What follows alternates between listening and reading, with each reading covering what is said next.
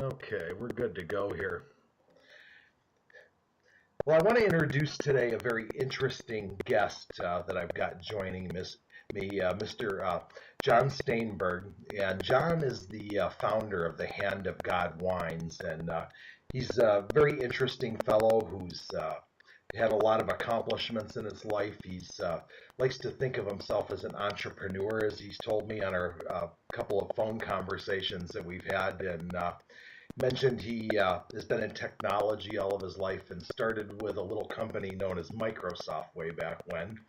And John, this is just such an interesting story, and we featured your two beautiful wines, the red wines, in your portfolio on Wine Time with Wine Guy Mike here a few weeks ago.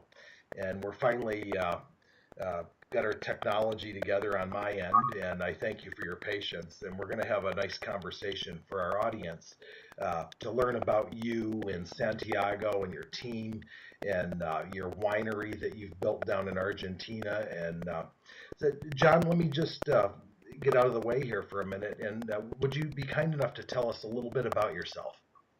Sure.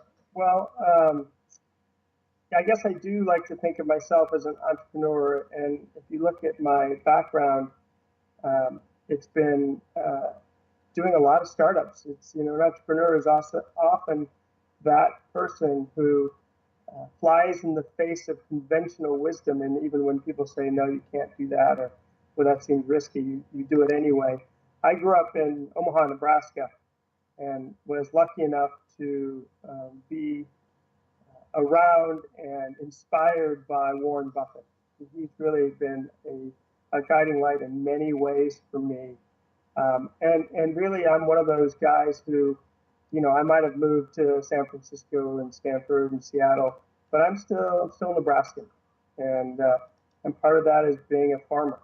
And I sometimes wonder if that isn't how I got into the wine business, that ultimately it's a farming business. But from Omaha, I went off to Stanford, and in fact, I got both my undergraduate degree and my MBA there. And it was at Stanford that I saw Napa Valley for the first time, and Wow. and truly, it would hit me over the head like a sledgehammer.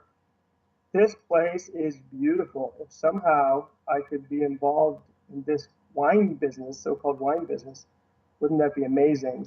And I always had that in my back pocket. And it was also at Stanford that I met Santiago Achával Ferrer, who, by the way, is Argentine and also had the same moment when he went to Napa.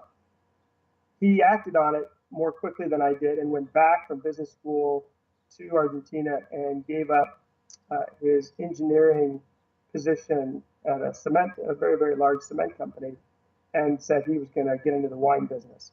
So he predates me in following that dream, but many years after graduating, I every year try and go to a different international destination, just because I think it's helpful for perspective. And in 2007, it was Argentina. And I went down there and just looked up in my alumni directory and found Santiago and said, would you be willing to have a glass of wine? I'd love to come visit and see what you're doing. And it was at that meeting that people often say, do you have a glass of wine that changed your world? And I have a couple of those, but it was at that meeting that I had the epiphany. I had the epiphany of what terroir meant, because Santiago's quite famous as the guy that probably shows Argentina terroir better than anyone else when it comes to creating 100% Malbec. He's got 3 Finca wines, and he lined those up for me. Isn't he known as the master of Malbec down in Argentina?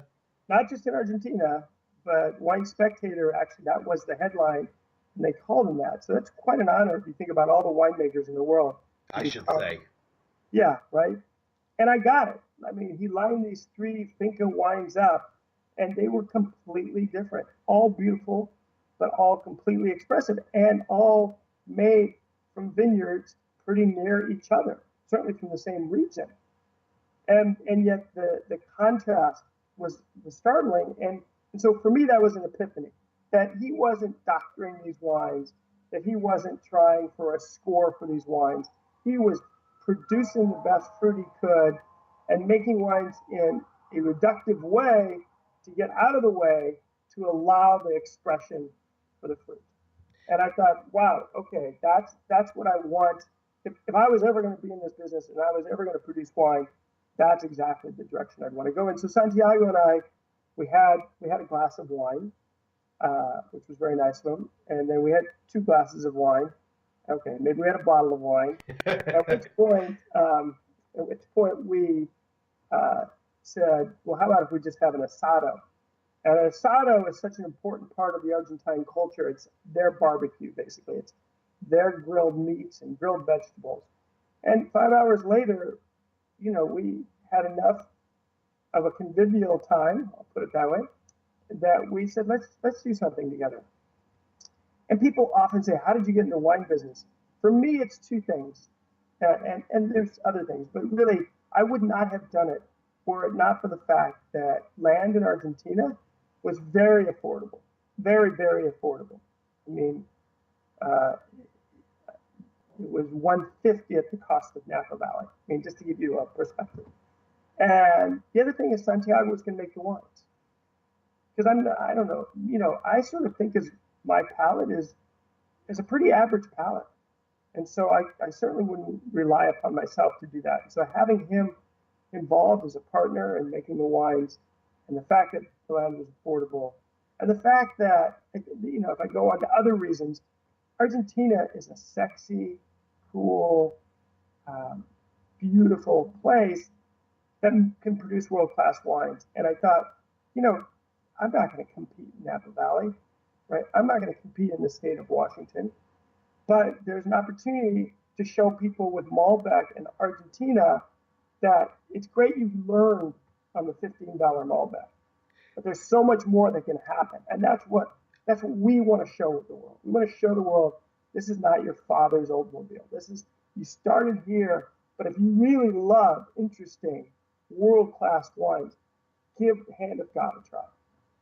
Yeah, it was interesting when I was tasting the wines, and I've been, as I mentioned to you before we started our interview, I've been purposely tasting them over about a 2-week period now, and there's very few wines in the world that will hold up and be actually very drinkable after they've been open for 2 weeks.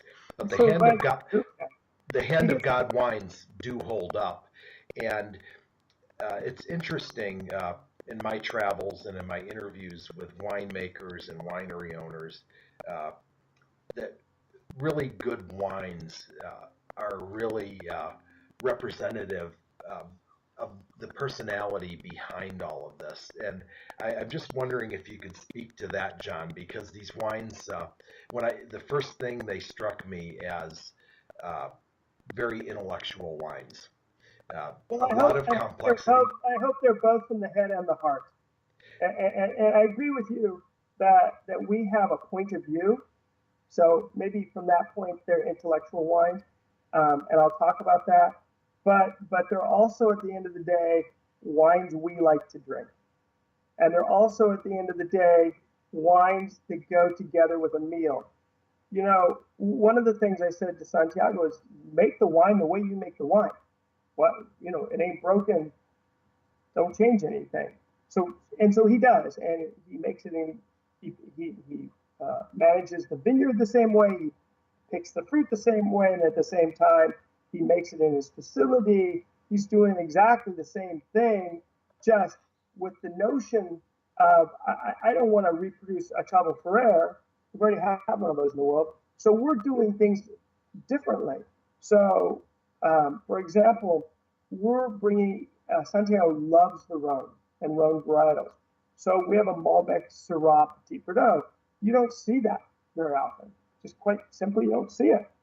Even more to the point, we have a white coming out, which you haven't tried yet, and I look forward to you trying it, that no one in the world is doing, literally, because we're doing a Rhone white, which is a Viognier Marsanne Roussanne.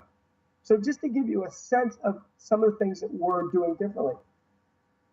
We are also doing two different vineyards. One of the things um, that I said to Santiago is it would be a complete um, waste not to let you do what you do so well, which is those Finca wines. So we went out and found a vineyard to lease, the Stolen Horse Vineyard, uh, which has very old, almost 100-year-old vines, 90-plus-year-old vines, which you just don't see very often in Argentina. And as you said to me when trying that wine, wow, it's a powerhouse. It's a powerhouse. But again, you asked me about our style. Each of those wines is not 15%; they're about 14.5% alcohol. But even with those alcohol levels, you can speak to this. For me, they're not. We don't throw alcohol at you hoping that wins you over. They're balanced and refined, and we're doing again what the fruits telling us to do. So, and then we have our Sobre Mesa vineyard. So the Stolen Horse Vineyard are the old vines in a kind of a secret stealthy vineyard that we found after looking at 45 vineyards at the end of a couple of days. And we just knew this was the vineyard. Sobre Mesa is the vineyard I planted 7 years ago in the Uco Valley. The Stolen Horse is in Maipú, closer to Mendoza itself. And then Sobre Mesa, which, by the way, it is a beautiful Argentine word meaning the time with family and friends after a meal where you gather and you stay and you drink wine and you eat dessert and you connect. That's what Sobre Mesa means, and that's why we call it vineyard, because that's what we want our wine to do. We want our wine to be part of that. We don't want our wine to be by itself. I mean, sure, drink a glass of wine, but it's so much better if I'm sharing it with you, and it's so much better if I'm sharing it with a great meal, and it's so much better if I'm with people I love. Amen. Amen, John. That is a really great commentary. And, the Malbec, when I tasted that, I had a prime cut of sirloin that I prepared with an Icelandic pepper cheese that I make into a cream sauce. And I have to tell you what a dinner that was. And I was sharing it with my actually, I have to give my youngest daughter, Miranda, credit. She's a swimmer down at Arizona State University and swims with a young man named David from Iceland. And he taught her how to make this cheese sauce, and she wanted to share that with us. And so we were enjoying a nice quiet dinner together, my wife and my daughter, and then enjoying the Hand of God wines. And I was tasting back and forth with the red blend, and that is such a great wine for people to enjoy because it's a very sophisticated Rhone, and I know Santiago loves the Rhone blends, and as you do as well. And but this was on another level, and the Malbec is so deep, and the old vine, you just don't get that. It's just almost otherworldly, to be honest. Well, it's funny. I first of all, I'm smiling from head to toe as you talked about that meal with the wine. I mean, I could see you going to a place, remembering that meal and that pairing, and that's what we want. Like that's such a strong memory for you. You'll carry that, and that's what we want. I hope somehow you'll post that so people can recreate it for themselves because it sounds amazing. But secondly, it's funny. We make two wines today. We'll have the third, well, three, but the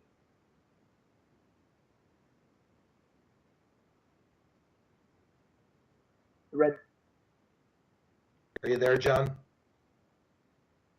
Did we lose you? Or are you still there? Nope, I'm still here. We froze up for a bit.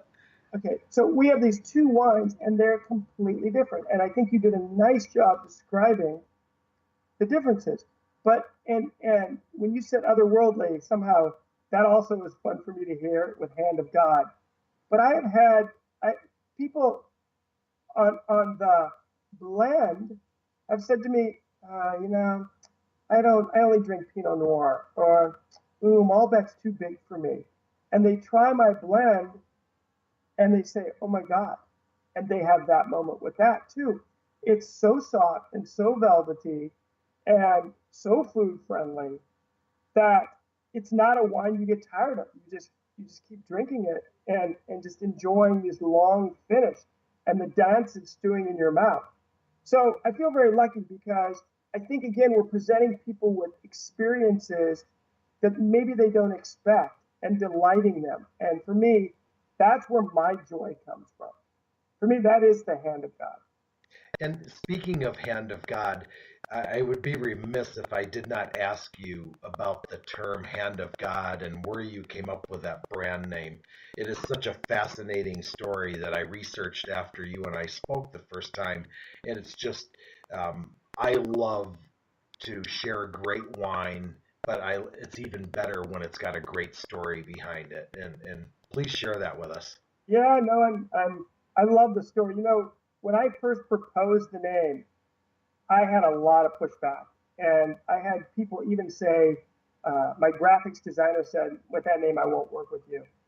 And so it is a name that brings attention to the conversation, but it brings conversation.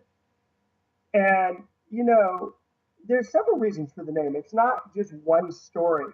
There's the famous story, which is the 1986 World Cup moment when Argentina won, in part because Diego Maradona hit a ball against England off his hand. And I don't know if you can do this, Mike, but maybe as part of this, you can show the YouTube video because it's all over the net. But it does not necessarily look that he hit it off his hand because he did this great fake job. And most of the people in the stand saw it, but most importantly, the one person that didn't see that it was off his hand was, of course, the referee. And afterwards, they said, "Hey, Diego, come on, man, that went off your hand." And he said, "No, no, no, no, that went off the hand of God." And so, for me, it's a great story. It's memorable, but most importantly, it is a moment of memorable passion for Argentina. Like if you said to an Argentine, name the top 4 moments in your life, that's one of them. Like it's a big deal to that country. That's Right? fantastic. When an Argentine sees this bottle and they see the name, there's a huge smile that comes across their face. So that's certainly part of the story. Don't get me wrong. And we're trying to, with this bottle, this is wine. There's lots of good wine. We're trying to evoke something now. We're trying to bring a little bit of Argentina to your experience, to your dinner table, to your conversation. That moment is Argentina in a nutshell, in so many ways. But I got to tell you something. When I went to the vineyard for the first time, I felt the hand of God. And whatever God means to the listener here, I felt that special something, right? And if you think about putting God on a label, it really comes back to the beginning of our conversation where I said I'm a farmer. We couldn't do this unless nature allows us and cooperates and gives to us, right? That's the hand of God. It's almost not some statement like we've got the best wine in the world. It's quite the opposite of, boy, if we're not lucky, if we don't have bounty, if we're not grateful, if we're not humble, none of this works. Absolutely. So it's all those things. And people romanticize the wine business, but it's a lot of hard work. And at the heart of it, in the soul of it, it is an agricultural business. And that's what I love. I love the idea of terroir. Just so many things coming together to make special wines. And then it even comes down to a block of a vineyard. It's that specific. And I just, that Malbec is so special. And, I shared a quote with you that I think the first time we met on the phone, and I don't have this exact, but the gist of it was that a great wine ought not just be good. A great wine should make you dream. And this is what I feel about the Hand of God wines. They make me dream. They transport me to Argentina. I feel like I'm down there enjoying a glass of wine with you and Santiago, telling us about the history and the background of the vineyards in Argentina and his wines and the wines that you two are making together at Hand of God Wines. I mean, it's very special. Well, you make the comment, great wines help you dream. And you also made the comment that it's a hell of a lot of hard work. And both of those are correct. But when they come together, that hard work, and and yet we can create a memorable moment for one person, then it's all worth it. Amen. What more do you say to that? And I'm just curious from an entrepreneurial aspect, John. What do you bring to the table from your background at Microsoft that really is transferable to the wine industry and Sure. what you're doing at Hand of God Wines? Because it's so different, yet the's got to be some common things. When I approach, I look at your marketing material and your website, uh, your devotion to detail and doing everything right is very readily apparent to me. And does that come from your Microsoft background, or is that Absolutely, you? absolutely. Microsoft when I was there was reasonably small, and the amount of passion and the amount of commitment and the amount of tenacity, all are lessons that I take with me going forward in whatever I'm working on. The other thing, of course, is that it taught me about technology. And technology is a game changer and a field leveler that allows me with I'm just I'm just a little speck in the ocean of lots of big wine producers out there competing with Constellation and Diageo and Mondavi and Antinori and all these great, Catena, all these large producers. Well, the only way I can do this is by reaching out to people who might hear me on a Skype interview or through Facebook or Twitter or Pinterest or Instagram. These are all ways. And more importantly, they're not just ways of reaching out, they're ways to connect and have conversation and to share moments.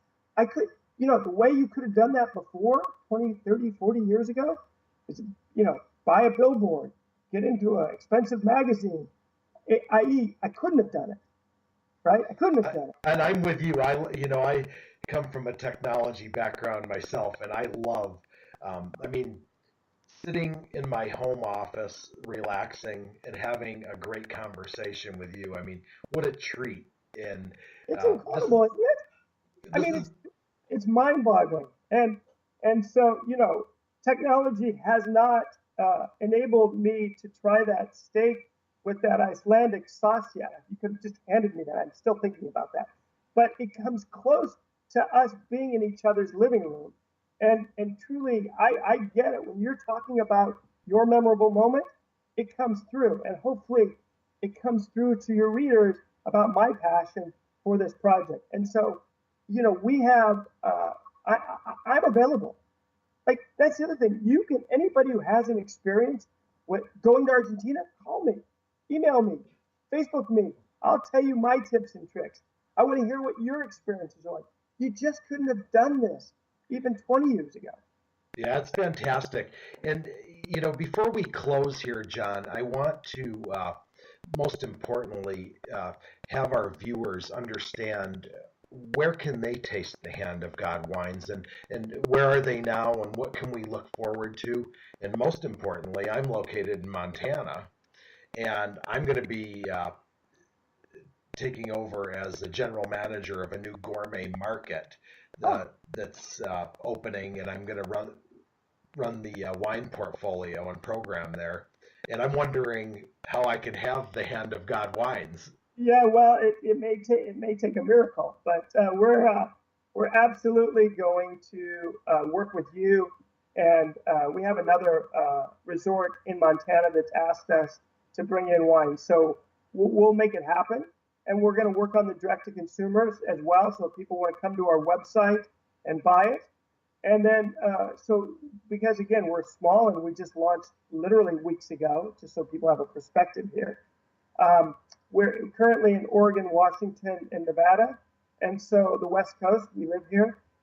We definitely want to be in Montana. And over time, we'll roll out to, probably be in 10 to 12 states. We only make 800 cases of these wines. So we're not going to be in very many places. But if you know Mike, then we'll make sure you get some wine. Well, I'm really excited on that thought, John. That's fantastic, and you'll love this market. And we'll do another interview from there so you can see what it looks like. And I hope we can at some point have Santiago join us as well. I'd love to visit with him and talk to him about the wines that are from his hand, literally. And yeah, exactly. That's another version of the hand of God. And we'll make that happen, Mike. Again, technology enables this stuff, so that would be fantastic. John, thank you so much for taking time out of your busy schedule and joining us here on the Wine Guy Mike show and Wine Time. And we'll have this up on Sunday, and I'm going to be sharing my Icelandic pepper cheese recipe with you because I need you to enjoy that with your wines as much as my family and I did. I cannot wait. John, it's been a great interview, and cheers to the Hand of God wines, and thank you for being an entrepreneur and focusing on Argentina, which is such a great terroir, and making these beautiful wines because it takes a huge effort, and you've done a marvelous job, as has Santiago, and these are wines and they do make me dream. It makes me dream of when I can taste them again, and it's beautiful. As we say in Argentina, abrazo and salud. Salute. Cheers, John. I'll talk to you soon. Same. Bye now. Bye now.